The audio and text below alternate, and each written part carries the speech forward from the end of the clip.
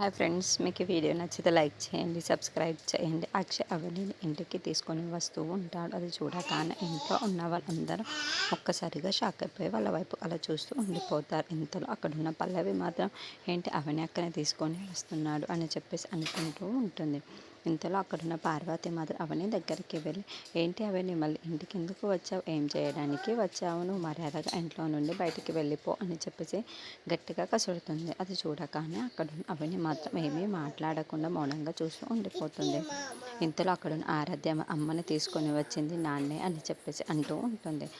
ఆ మాటలు వినగానే అక్కడున్న అక్షయ్ ఇంట్లో ఉన్న వాళ్ళందరికీ ఏం చెప్పాలో తెలియక మౌనంగా చూస్తూ ఉండిపోతాడు. ఇంతలో అక్కడున్న పార్వతి మాత్రం అక్షయ్ దగ్గరికి వెళ్ళి, ఏంట్రా నీ భార్య చేసినవన్నీ మర్చిపోయావా, మర్చిపోయి తనని క్షమించేసి మళ్ళీ ఇంటికి తీసుకొని వచ్చావా అని చెప్పేసి అంటూ ఉంటుంది.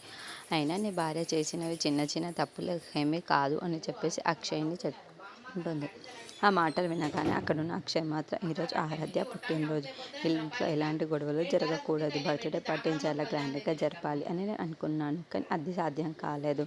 కానీ ఇంట్లో ఎలాంటి గొడవలు జరగకుండా తన బర్త్డేని జరుపుకుందాం అని చెప్పేసి పార్వతి వైపుకు చూసి అంటాడు. ఆ మాటలు వినగానే ఇంట్లో ఉన్న వాళ్ళందరూ సరే అని చెప్పేసి తన బర్త్డే కేక్ను తీసుకొని వచ్చి బర్త్డేని సెలబ్రేట్ చేస్తూ ఉంటారు. అది చూడగానే అక్కడున్న పల్లవి మాత్రం చాలా కోపంగా వాళ్ళ వైపుకు చూస్తూ ఉంటుంది.